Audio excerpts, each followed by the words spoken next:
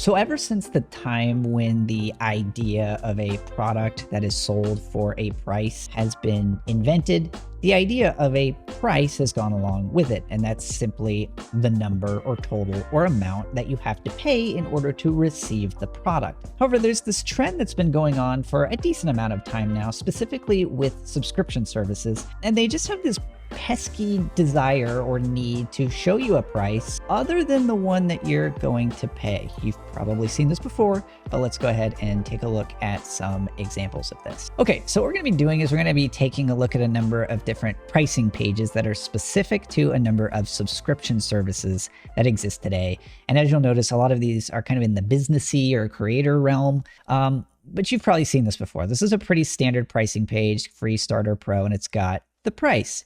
And what you'll notice about this particular price is that it says $7.50 USD per month. Now, to most people, we would think that, oh, that means I have to pay $7.50 every month in order to maintain the subscription. That is not true because this is billed annually, which means you need to multiply that by 12, and then that's your price. See, or you can pay $9 a month, $9 monthly, which means that every single month you will be billed $9. So the big question is, why do you not just display the price of what you will actually be charged per year?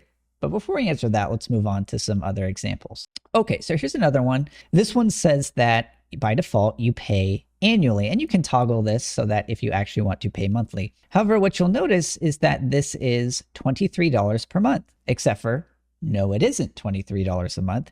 It is 12 times $23, and you are billed once per year. Now, if you click up here to pay monthly, of course, the price goes up. So it goes to $36 a month, but then you are actually paying per month. The amount that we're actually going to be charging you is nowhere listed here. It is just $23 a month, except for no, it's not $23 a month. So here's another one. This one is actually even a little bit more egregious, right? So we've got the typical idea here is that these companies really want you to pay them annually. And so a lot of times what you'll see is the annual plan is always selected by default, because if you click monthly, oh, the price went up, right? So that's kind of the tactic being used here. But you'll see here it says annual save 20%. Now this says, if we were to read this verbatim, it says $24 per user per month, limit 25. Nowhere around this price area, it does say annual up here, so we'll give some credit there, but it just says $24 per user per month. It doesn't even have the courtesy of adding the word billed annually. Now, again, I mentioned that up here, it does say annual, so it's kind of implied, but it's just very misleading because everybody here is going to be, they're going to see $24 a month. And so the question is, okay, when I click that button, it goes up to $29 a month. I'd rather pay $24 than $29. But of course, you're not. It's $24 times 12. And so if you wanted to find anywhere on here what your card was actually going to be charged, again, whip out that calculator, be decent at math, or click through all the buttons, sign up for the account, only to figure out you don't actually want to pay that much per year, right? So it's just, I've never understood this. Why don't we just tell people how much it costs to buy a thing, right? So here's another one. So this one's laid out a little bit differently. It says, by default, remember, they always want you to pay annually. So save 17%, or you can pay monthly. Now, I have to give this company credit because they do tell you upfront that if you choose to be billed annually, they tell you the price right up front. So it's going to be $2,988 per year. So it's fair. They're telling you upfront. So I give them credit for that, right? It still has this goofy $249 a month, which isn't the price. But we'll just keep moving. So we've got another one. This one's laid out a little bit differently. This one's almost a little bit more confusing, but the bottom line is that this is $800 a month, except for, wait, it's not $800 a month. It is $800 times 12, and that's your price. Or you could pay monthly, and it's that extra, amount that gets tacked on. Okay, so here's another one. Now this one, I will say, to give some credit here, does actually start you out monthly, right? Which makes sense because that's what most people want when they're kicking the tires of a new software, right? They want something that they can test out for 2-3 months. And if it works really well, then maybe they upgrade to that yearly plan. But very seldom do people just immediately right out of the gate want to just shell over a full year's worth of subscription if they're not sure that they're going to use it past 4 months. At that point, you've just lost, a massive amount. So this one has an actual monthly price, but then if you click yearly, again, per month, billed yearly. So nowhere on here will you see just show me the price. And again, I understand the argument that some people would make. That's, well, they're trying to showcase to you how much you save if you were to subscribe monthly as opposed to yearly. I understand all of that. The problem I have is, why not just anywhere on here? Even if you want to make the numbers microscopic, just show the price for people. So here's another one. This one doesn't have the typical toggle that we're used to where you're going back and forth between monthly and yearly. This one is just $10.99 per user per month, billed annually. And then down here in small text next to this, they've got $13.49 if you're billed monthly. So again, everything about this, remember, prices, since the creation of products and services, the price has always been what you pay, right? But in this new arena, for whatever reason, we're listing prices that are not what you pay, right? I just find that very odd and weird, especially if that price that you are going to pay isn't listed in. So here's another one. This one is $12 USD per member per month, billed annually. Again, the keywords here are always billed annually. And the big problem here is that if you're new to this whole idea of a SaaS or a subscription service that is doing this, you're going to hit the checkout cart, you're going to hit the checkout form, and you're going to be perplexed as to why it's $120 or $150 or whatever it is. I'm one of those people who would use a calculator, but you're just going to be confused, right? Because you're going to hit the cart and I thought this was $12, right? Most of us have been trained to know that everybody puts this false price out here so that you'll be encouraged to subscribe annually. But here again is the monthly price, which this one has a pretty big discrepancy between, the yearly and monthly.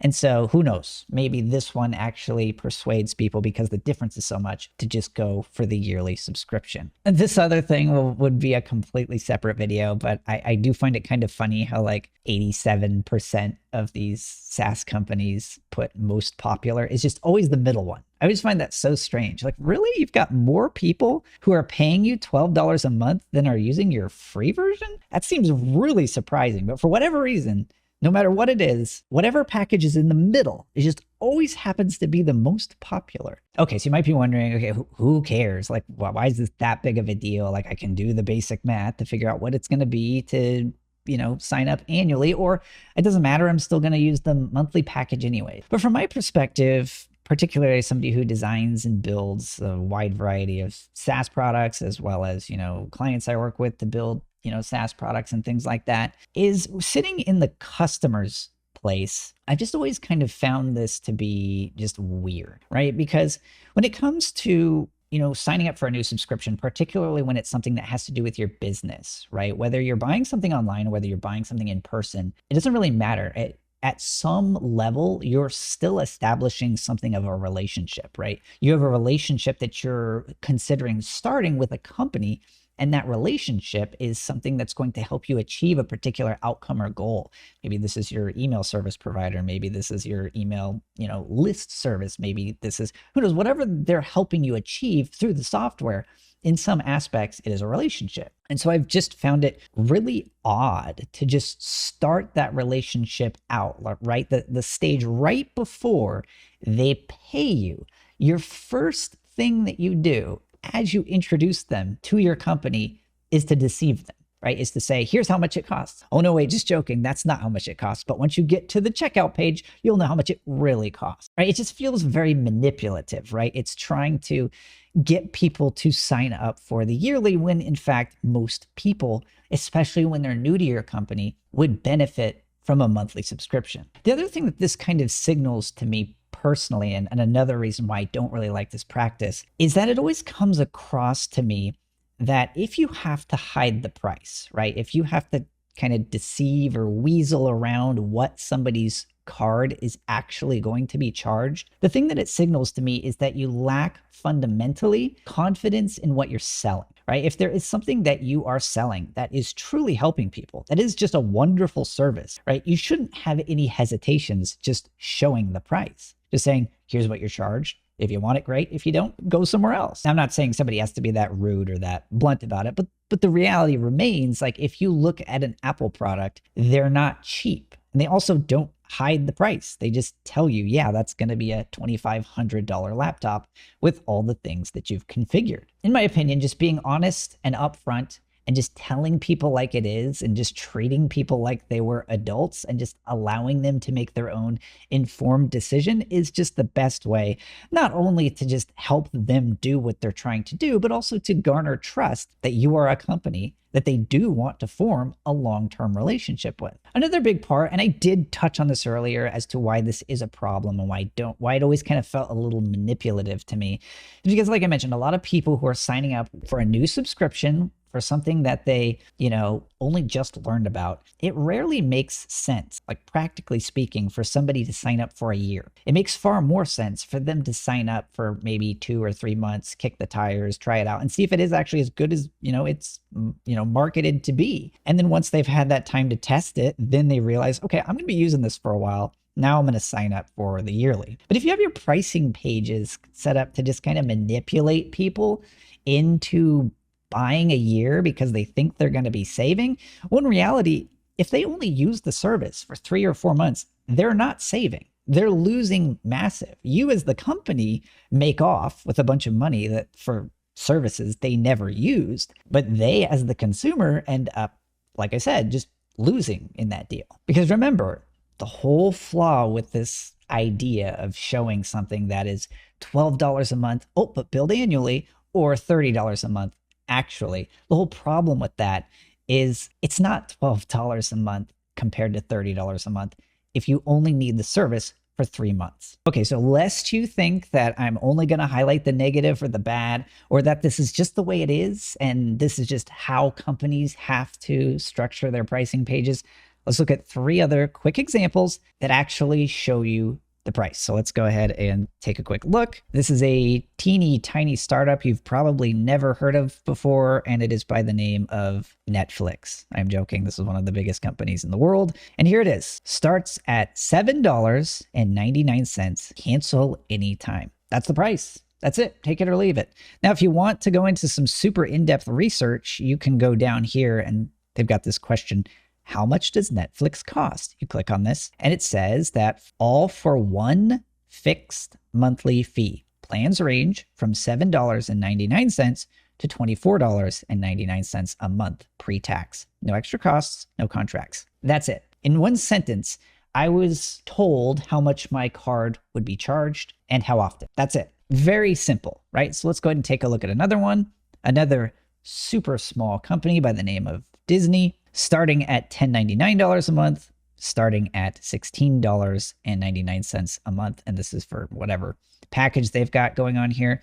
If we scroll on down, again, they've got a nice little pricing page, and it's just that simple. $10.99 a month. You can go down these little drop downs, pick your package, $16.99 a month. Like there's nothing here to tell you that the price is anything other than what you are going to be charged, of course, setting aside things like tax. So you might be thinking, okay, sure, that's true. They are showing the price, but they only offer it monthly anyways, because we all know that if they offered an annual package, it would be completely impossible for them to do anything other than show a monthly price billed yearly. Except for we have a company that is called Paramount Plus, or a service, I should say. Paramount, I think, is technically the company. Let's go ahead and look at their pricing plan. They got monthly chosen by default here. They should really do annually because they want to encourage people to sign up for annual, right? But do know that this does have an annual plan. And so we look here, it says it is $12.99 per month after a trial. So you even get a free trial. So it's $12.99 a month after trial, and that's it. You just pay $12.99 per month after the trial. But surely if I were to click on annually, that's going to say like $10 a month, right? That's going to be the price, because that's how you have to do it, right? There is no other way to show your pricing other than to put a monthly price billed yearly, right? It's impossible. The universe would explode. And then you click on this little plan over here, and would you look at that? $119.99 per year after trial. I don't know how they're doing this. This must be just like some amazing magic that they're using to be able to show the actual price of what your card is being charged per year. That is incredible. But what I do like especially about this is that they do want you to know that you're going to save if you sign up for an annual subscription, right? So they say that's like $10 a month. Like, that's just wonderful. It's just perfect, right? They just tell you, look, here's how much your card's going to be charged after trial. And by the way, that's like $10 a month. So, okay, so I get it. I'm saving like $3 a month if I do the annual, and as opposed to if I had signed up for the monthly for an entire year, right? It's just the pricing. It's exactly what it says. And that's exactly what it is.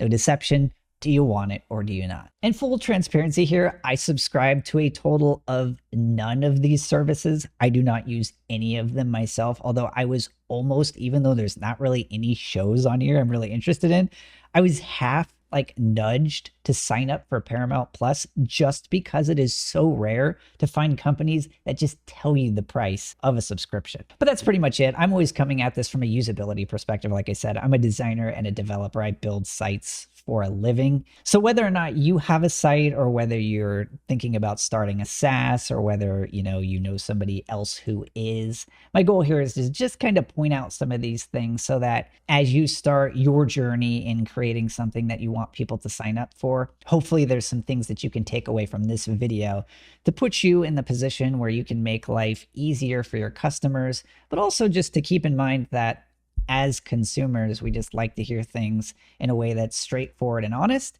And those are always the best people to do business with, whether that's something in real life or whether that is a subscription service. So as always, if you found this video useful, be sure to hit that like button, subscribe if you haven't already, and I look forward to seeing you in the next video.